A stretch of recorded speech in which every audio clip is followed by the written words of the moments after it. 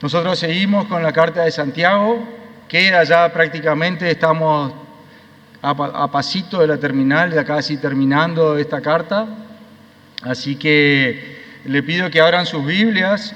Hoy vamos a compartir el capítulo 5 de Santiago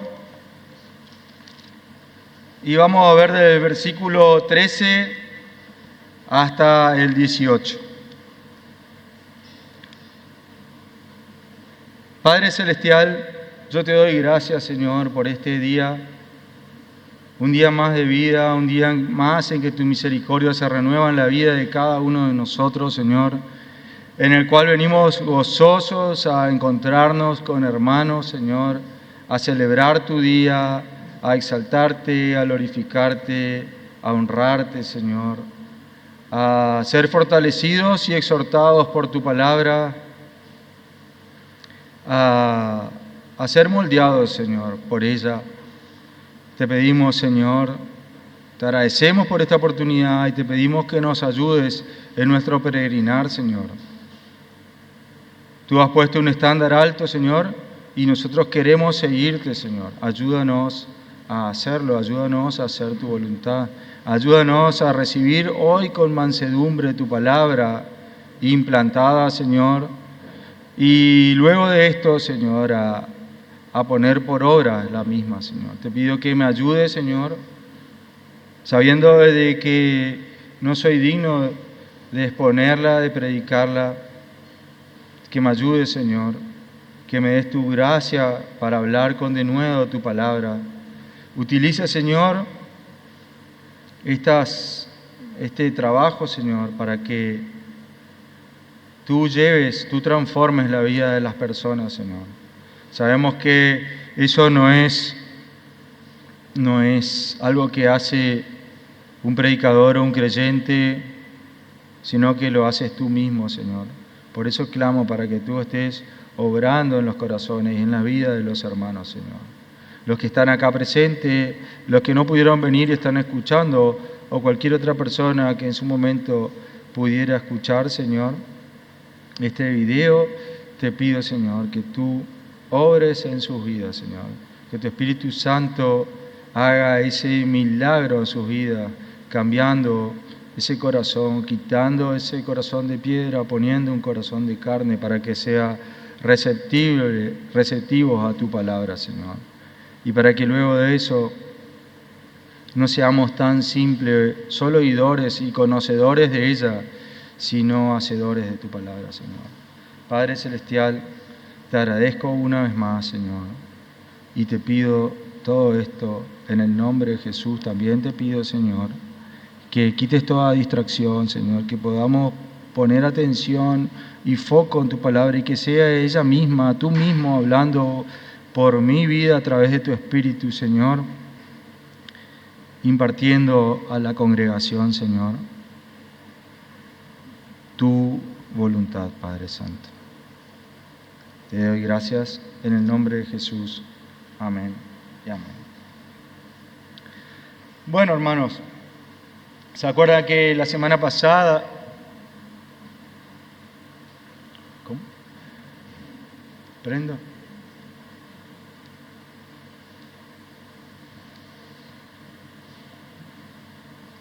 ¿Está? Fallas técnicas.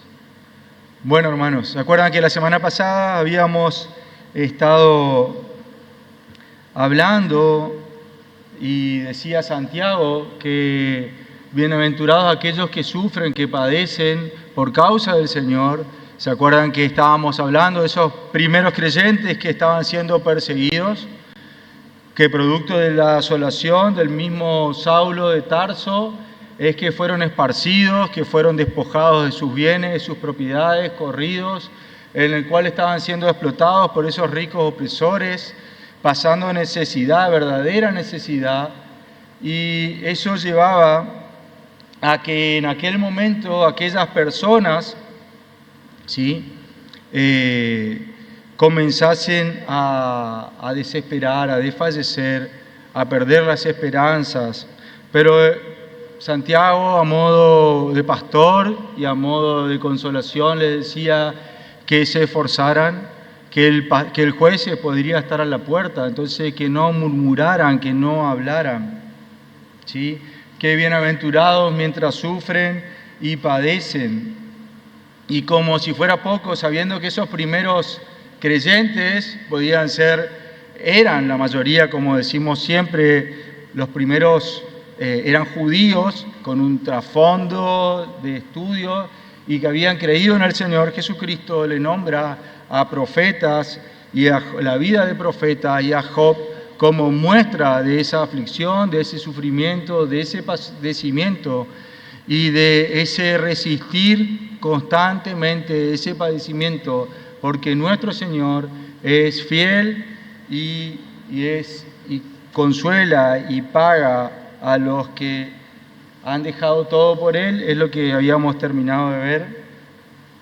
Entonces, ahora lo que Santiago quiere hacer es, empieza a consultar y empieza a ver que para todo esto, para resistir a esos momentos de aflicción, a esos momentos de necesidad, de carencia, de desesperación, de desolación, porque probablemente se sentía solo, le empieza a mostrar que hay un medio de gracia, la oración, para que fue dado a la iglesia. Que fue dado a la iglesia ese instrumento que ¿qué hace la oración, hermanos? Nos conecta con Dios y sus propósitos para que podamos vivir en su voluntad. La oración es poderosa, sí, hermanos, es poderosa, pero siempre y cuando que nuestras oraciones sean dirigidas o direccionadas para cumplir con los propósitos que Dios tiene con nuestra vida. Entonces, dijimos que la oración, y esto es lo que Santiago le quiere dejar a los hermanos, y esto es lo que hoy también nos trae como reflexión a cada uno de nosotros, es un instrumento que nos conecta con Dios y con sus propósitos, no con el nuestro. No, la oración no es hecha para que nosotros clamemos para cambiar los propósitos de Dios. No, hermanos. La oración nos conecta, es instrumento que nos conecta con Dios y su propósito para que podamos vivir en su voluntad, para que podamos hacer su voluntad. ¿Cuándo es poderosa esa oración? Cuando nosotros clamamos, nuestras oraciones son dirigidas, son direccionadas para cumplir con aquellos propósitos que Dios tiene con nuestras vidas. Dios ha diseñado la oración para que ella funcione bajo su providencia y su soberanía.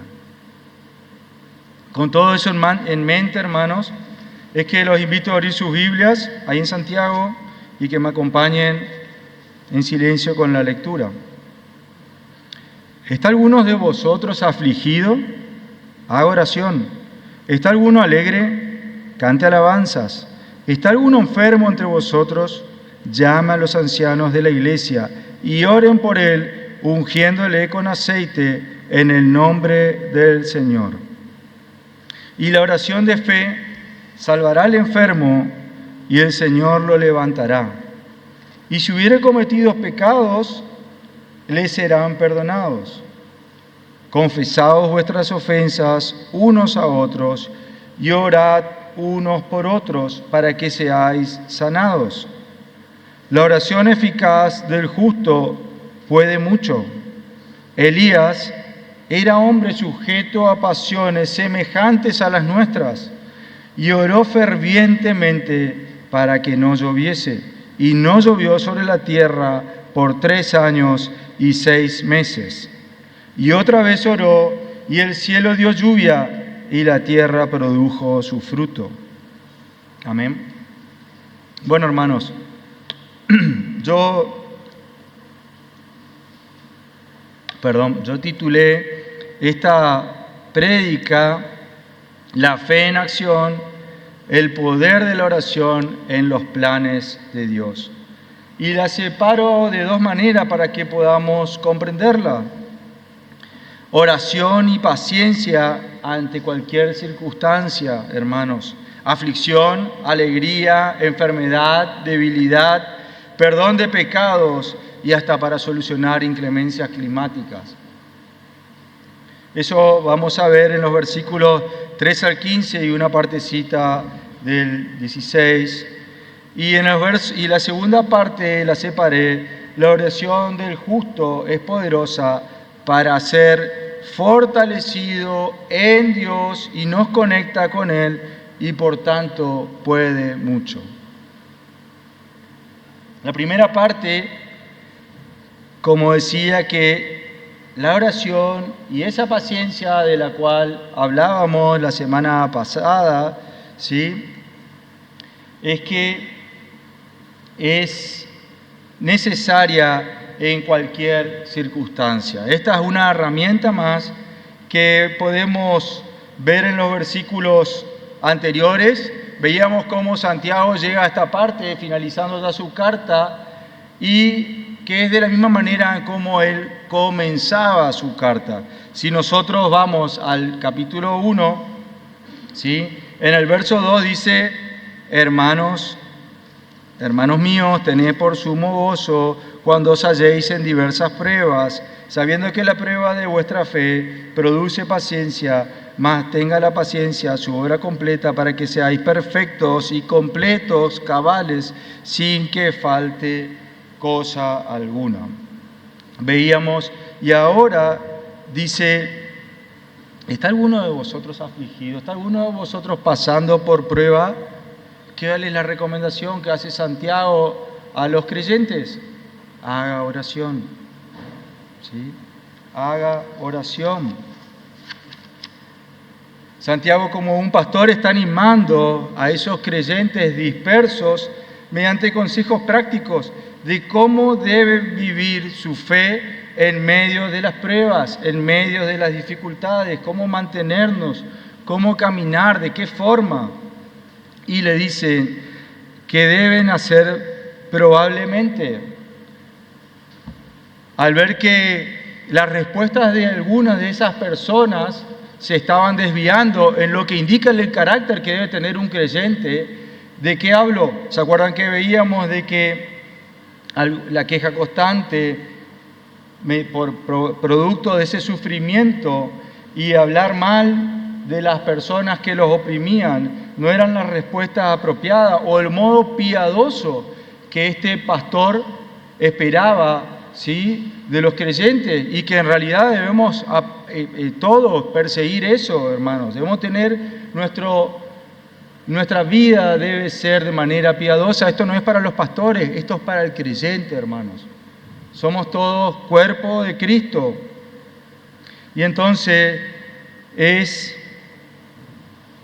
necesario que mantengámonos piadosos en medio de tales circunstancias. Y por eso que él habla de que si alguno padece aflicción, haga oración. Si vemos en estos pasajes que hemos leído del 13 y 18, la palabra oración se repite 7 veces. O sea que acá nos muestra el énfasis de lo que quiere decir Santiago a los creyentes, a estos primeros creyentes, la necesidad de orar que tenemos cada uno de nosotros. Eso es lo que decía en aquel momento a su primera audiencia y es lo que Santiago nos dice hoy a cada uno de nosotros. Cualquiera sea la situación, estás afligido, orá. Estás contento, cantá alabanzas. Si estás enfermo, que los ancianos oren. Sí, que esa oración puede sanar, puede restaurar. Que oremos unos por otros, hermanos. Oremos unos por otros. Y que la oración del justo es eficaz y puede mucho. También muestra cómo Elías oró, ¿sí?, para clamar lluvia y para pedir para hacer que pare la lluvia, que no llueva por un tiempo, y cuando volvió a orar para clamar que vuelva a llover, volvió a llover. ¿Sí? Es importante, hermanos, Como Pablo decía, tenemos que orar sin cesar, en todo tiempo, con todo tipo de súplicas, de manera constante, continua. Pedro también es consistente, reconociendo que hay un motivo por el cual padecemos aflicciones y por lo tanto necesitamos que Él nos fortalezca, como dice en 1 de Pedro, capítulo 4, verso 19. De modo que los que padecen según la voluntad de Dios, encomienden sus almas al fiel Creador y hagan el bien. Esa opción, cuando padecemos, no nos da la opción de tirar la chancleta, no nos da la opción de tirar la borda, todo lo que nosotros creemos. En 1 de Pedro, capítulo 5, verso 7, echando vuestra ansiedad sobre Él, porque Él tiene cuidado de vosotros. Santiago ora, exhorta, manda a orar fervientemente y a permanecer de manera continuada en oración, tal como lo hizo Jesús en el Getsemaní. En Lucas 22, 42,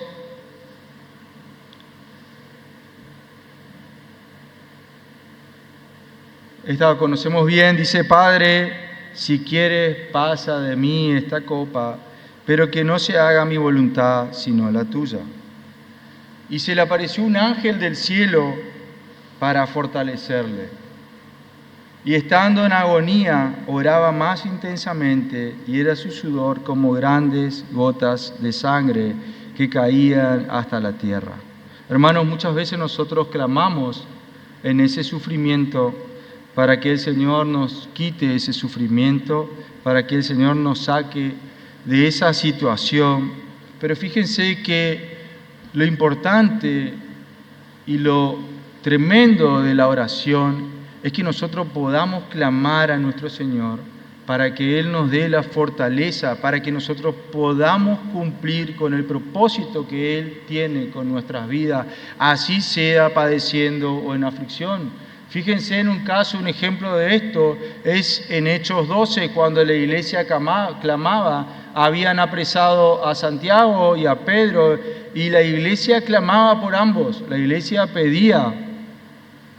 Y Santiago fue decapitado, y Pedro fue liberado, y la gente se sorprendió porque era Pedro quien golpeaba la puerta.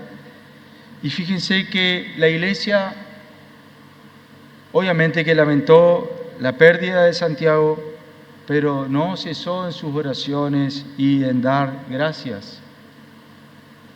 Confiaba en el propósito, en los designios de Dios, ¿sí?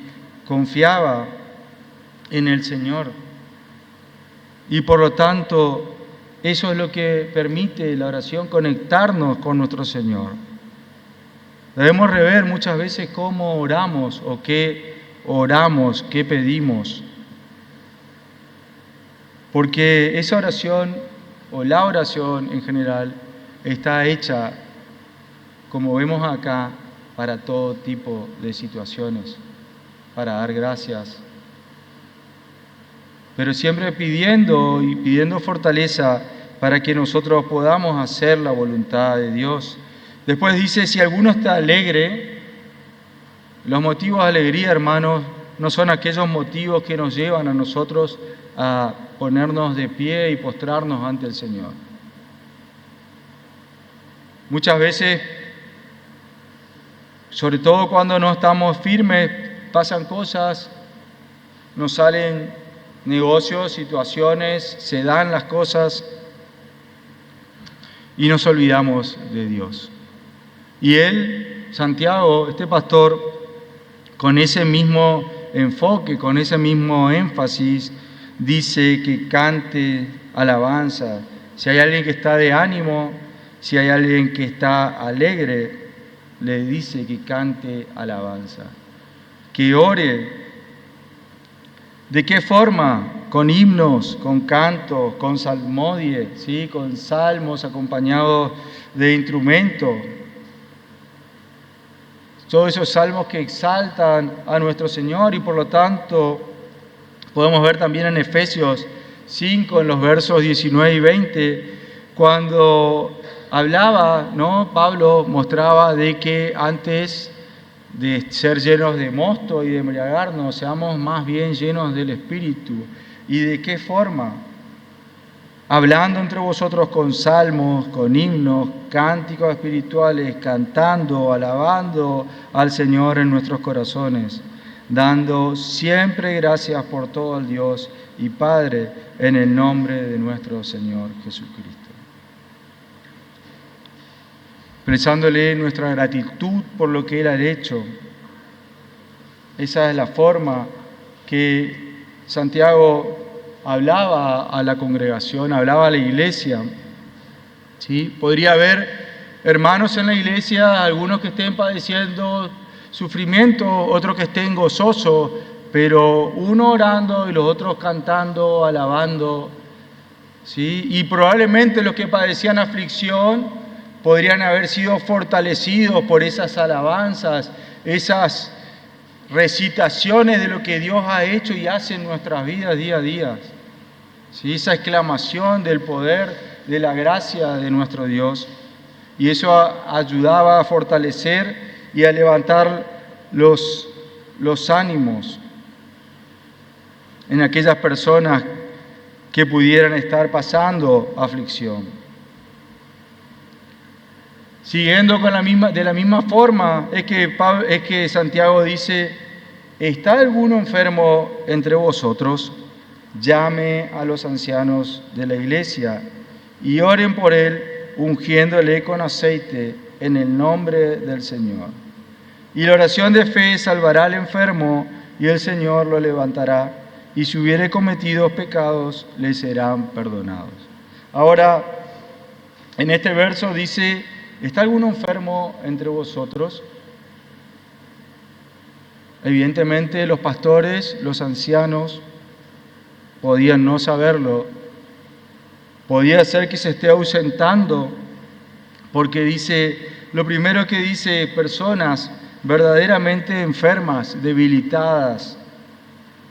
No decía el motivo por el cual estas personas estaban enfermas, pero eran personas que evidentemente no podían moverse por sí solos.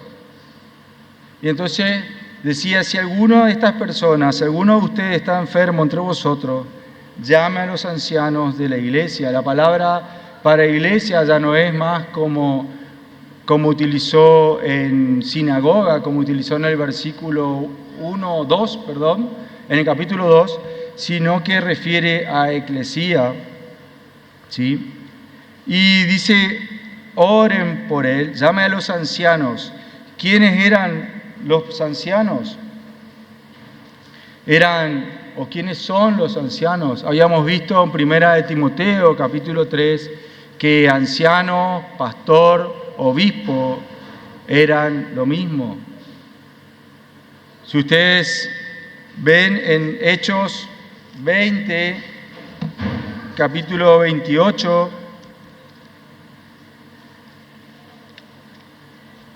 acompáñenme ahí.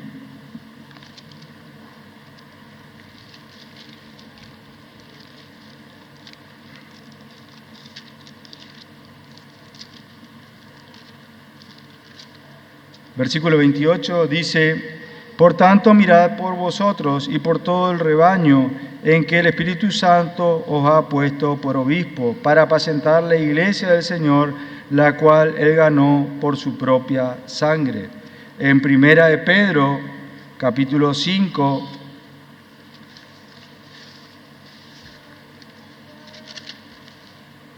Primera de Pedro, capítulo 5,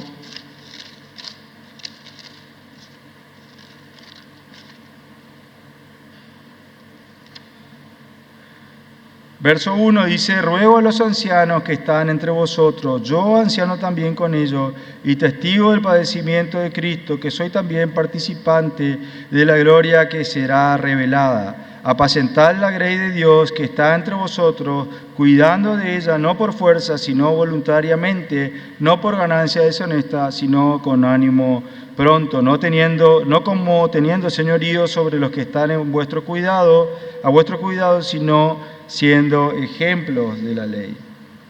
la Biblia nos muestra, nos enseña y empieza a hablar mostrando de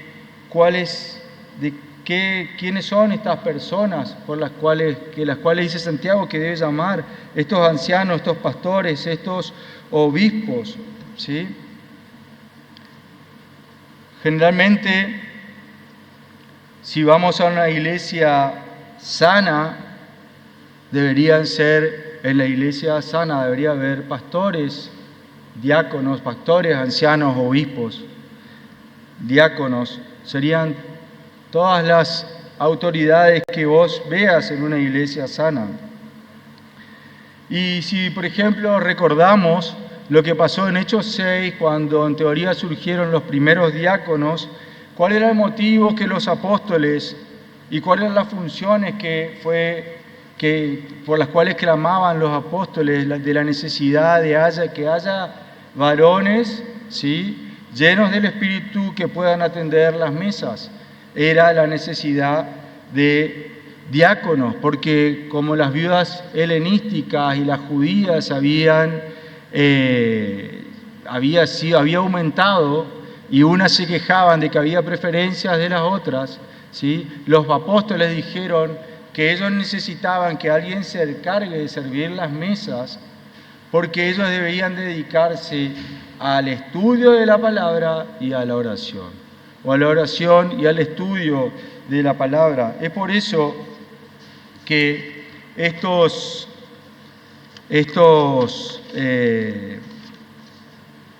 que Santiago pide que estos ancianos sean aquellos que se llame para que oren por estas personas, ¿sí? Si alguno de vosotros está enfermo, vuelvo a mi texto.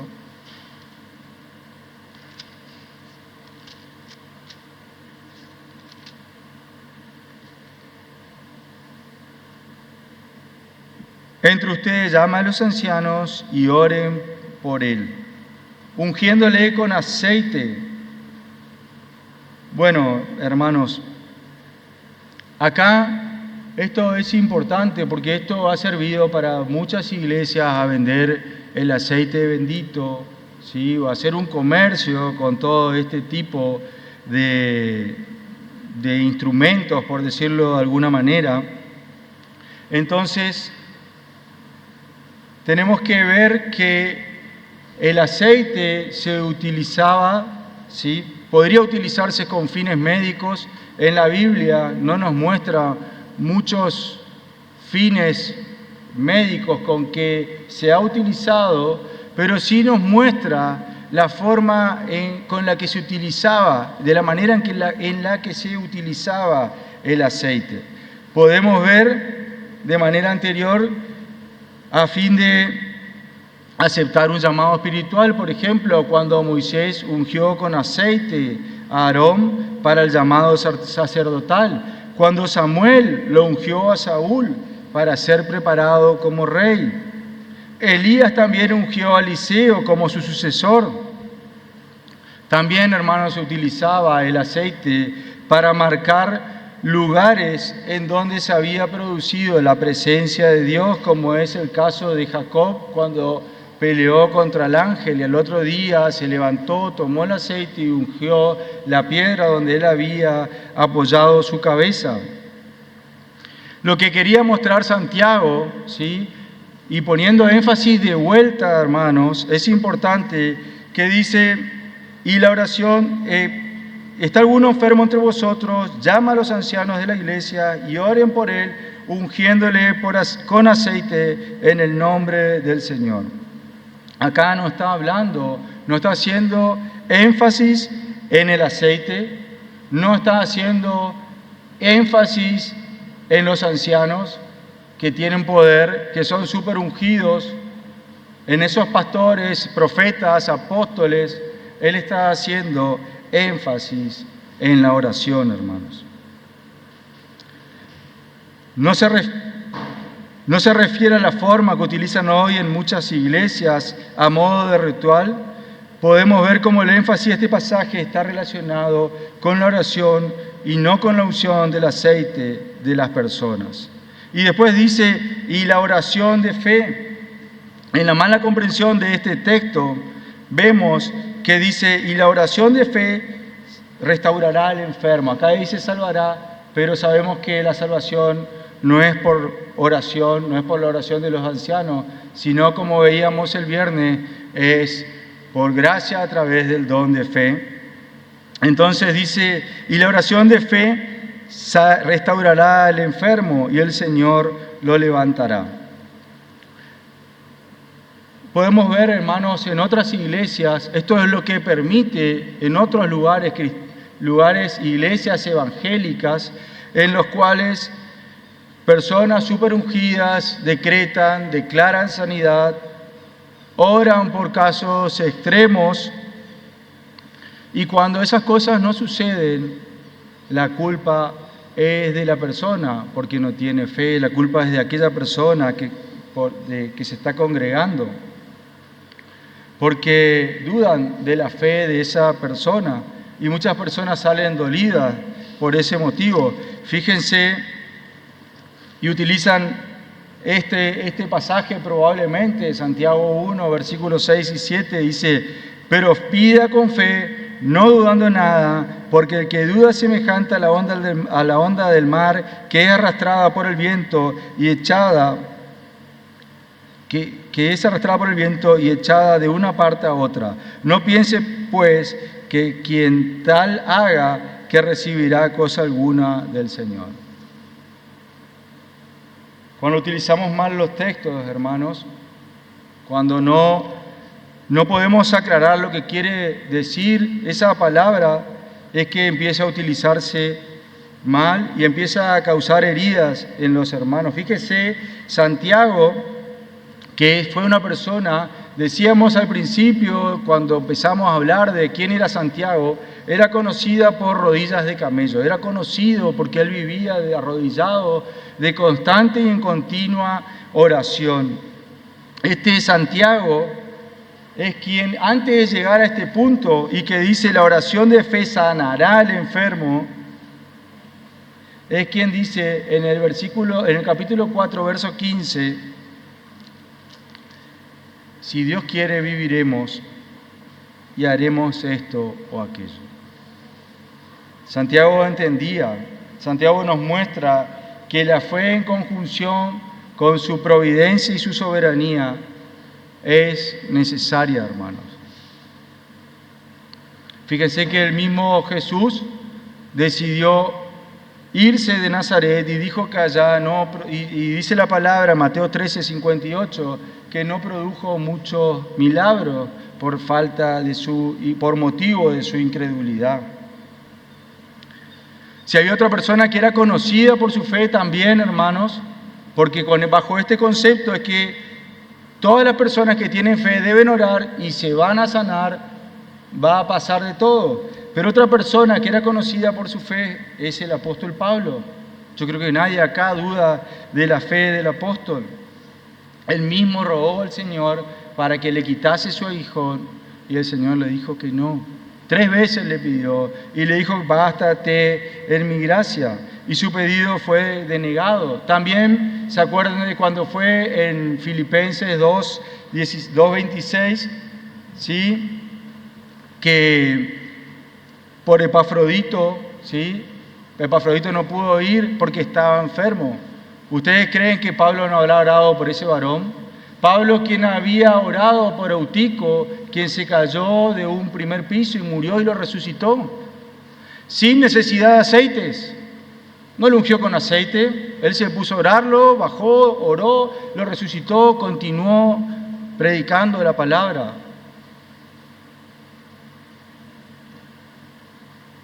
Timoteo, le recomienda a Timoteo que tome vino por su problema intestinal.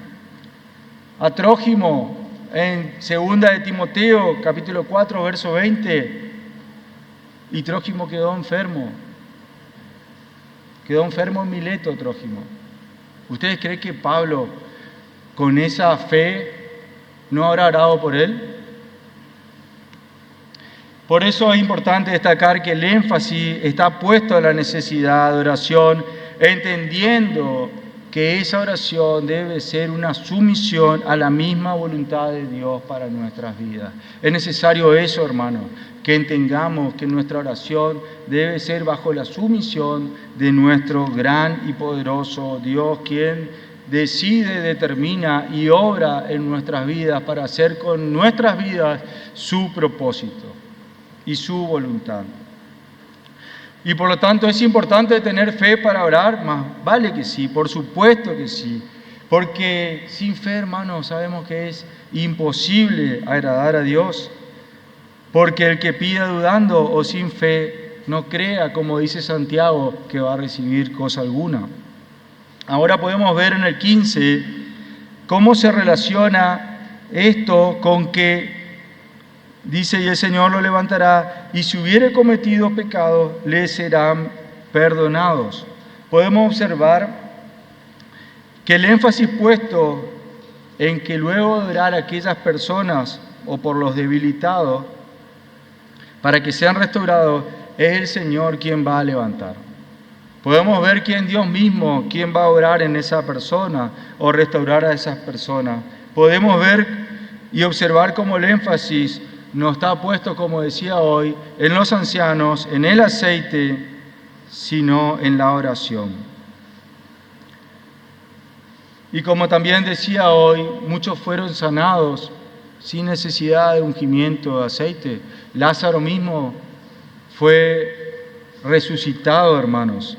El paralítico de Betesda, el ciego. Este contexto no nos muestra, no nos dice que siempre la enfermedad proviene, ¿sí?, de pecados no confesados. No podemos ver acá en este pasaje porque dice, y si hubiere cometido pecados les serán perdonados, confesaos vuestras ofensas unos a otros, ya en el 16. Podemos ver, pero hay casos, hermanos, en la Biblia que nos permiten ver que Dios ha aplicado disciplina. Nos ha pasado en Corintios cuando hablamos de la Santa Cena y de cómo el Señor nos llama a no tomar la cena indignamente. ¿Sí? Cómo había pecados en ese pueblo de Corintios, pecados en el cuales querían dividir, pecados en el cuales una persona se acostaba con su madrastra, pecados sexuales, ¿sí?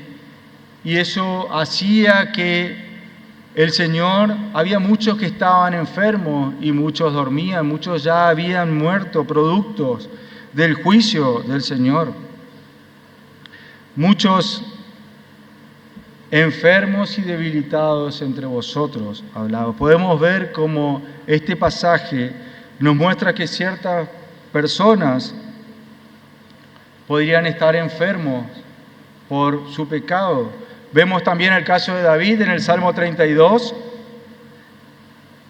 versículos 3, que decía, ¿se acuerdan? Después de haber cometido adulterio con Betsabé, mientras callé mi pecado, mi cuerpo se consumió con mi gemir.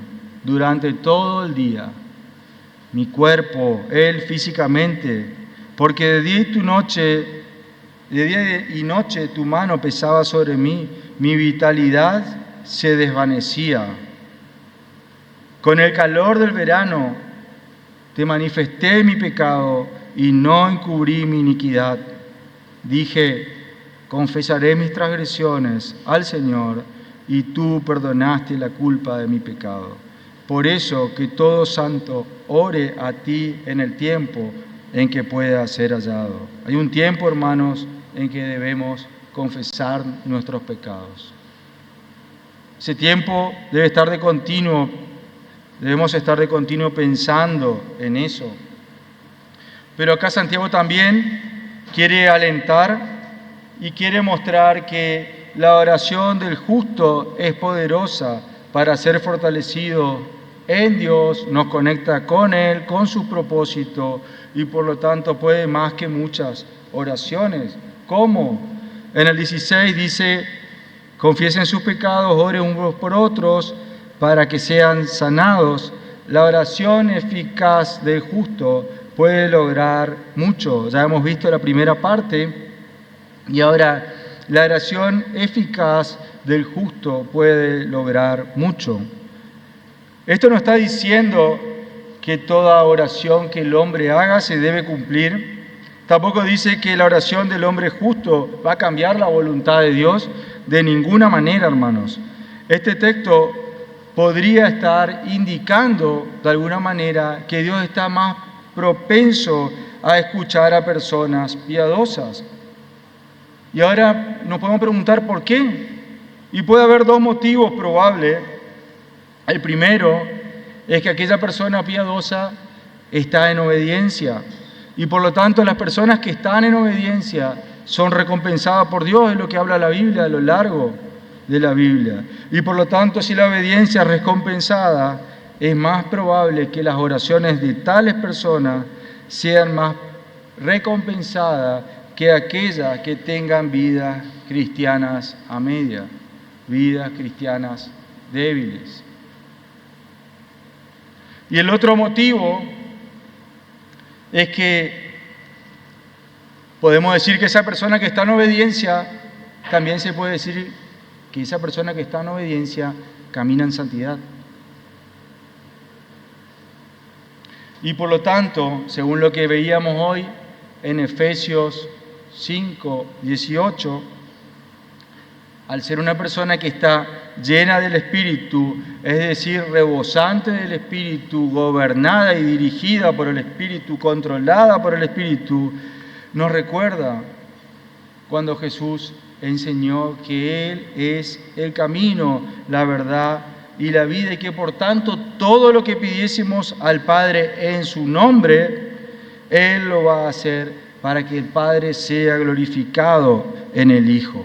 Eso en Juan 14, versículos 13 y 14, y en Juan 15 nos dice que todo aquel que permanece en Jesús, ese lleva frutos, porque lejos de Él nada podemos hacer, ni siquiera sabremos pedir. Y dice: no me elegisteis vosotros a mí, sino que yo os elegí a vosotros. Y os he puesto para que vayáis y llevéis fruto, y vuestro fruto permanezca. ¿Para qué? Para que todo lo que pidiereis al Padre en mi nombre, Él os lo dé. De manera que aquella persona que está caminando en santidad, que es piadosa, que es obediente a su palabra, es más probable que al ser llena del Espíritu Santo, hermanos, sus peticiones sean conforme a la voluntad de Dios y por lo tanto sea eficaz su clamor, porque no va a torcer la voluntad de Dios, sino que va a ser de acuerdo a lo que Dios tiene, a su voluntad. Finalmente, recordemos que Santiago escribía a creyentes, a estos judíos que por lo tanto, sí, que habían creído en Jesucristo, sí, y que por lo tanto sabían bien y conocían bien al profeta Elías. Le muestra otro ejemplo para que ellos vean cómo era este varón. ¿Cómo era este varón? Lo describe Santiago. Era un hombre sujeto a pasiones semejantes a las vuestras, a las nuestras. Y oró fervientemente para que no lloviese, y no llovió sobre la tierra por 3 años y 6 meses. Y otra vez oró, y el cielo dio lluvia, y la tierra produjo su fruto. Santiago quiere recordar a esta primera audiencia la debilidad de esta persona, de este profeta, de Elías, el cual era un hombre común, hermanos, común, como cualquier otro, sujeto a pasiones, como cualquiera de nosotros. Pero este simple hombre, un simple hombre, oró y detuvo las inclemencias del tiempo. Este simple hombre produjo que se detengan las inclemencias del tiempo. Oró fervientemente y luego para que 3 años estuvo detenida, no llovió por 3 años, hermanos. Y cuando volvió a orar, volvió a llover. Hermanos, ¿cómo puede ser que esto se haya dado? Elías caminó con Dios, es lo que dice la Biblia. Y el Espíritu de Dios, ¿para qué se nos ha dado, hermanos? Se nos ha dado para que produzca en nosotros tanto el querer como el hacer. El Espíritu de Dios es el que nos guía, orienta. ¿A qué, hermanos? A la voluntad de Dios. Porque Elías ya había sido movido a realizar esa oración por medio de la voluntad de Dios. En relación en esto podemos ver de qué manera o cómo Elías probablemente clamaba al Señor. A través del Salmo 37, verso 4 dice: pon tu delicia en el Señor y Él dará las peticiones de tu corazón. Deleítate en Jehová. Encomienda al Señor tu camino. Confía en Él, que Él actuará. Él hará resplandecer tu justicia como la luz y tu derecho como el mediodía. Y de esa manera, hermanos, cuando el Señor verdaderamente sea nuestro deleite, yo quiero que medite hoy si verdaderamente el Señor es nuestro deleite. Cuando orás, ¿de verdad Él es tu deleite? Porque si es así, Él va a dar las peticiones de tu corazón.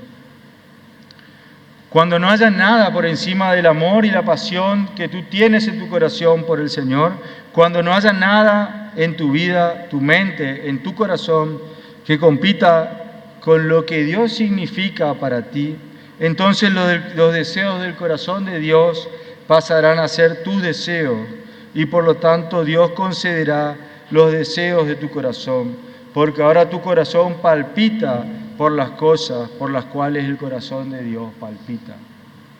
Quiero hacer finalmente una aplicación. Si pudiese haber algún no creyente aquí o escuchando, Jesucristo mismo dijo y aseguró que en el mundo tendremos aflicción. Ahora yo te pregunto, no sé lo que tengas, no sé cuánto tengas, no sé qué cosa pudiera hacerte permanecer tranquilo en estos momentos difíciles de aflicción, enfermedad, alegría. ¿Realmente en quién confías? En oración. ¿Quién verdaderamente va a poder ayudarte? Yo te cuento que fue Jesús quien dijo que todo lo que pidiésemos al Padre en su nombre, Él nos lo dará para glorificar al Padre en el Hijo, ya que si no estamos con Cristo, que es la vid, si tu deleite no está en Él, difícilmente pueda oír las peticiones de tu corazón, ya que con seguridad no son acordes al suyo. Y para nosotros, para los creyentes, confiemos en el Señor, pidamos, oremos, clamemos, acudamos, en fin, todo esto con fe, hermanos. Consideremos nuestra situación, nuestra necesidad, acerquémonos a Él, deleitémonos en Él.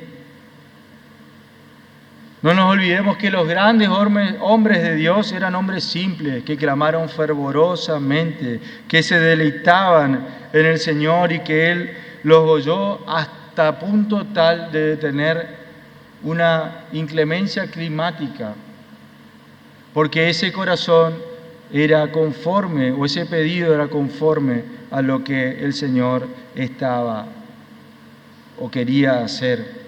3 años fue capaz.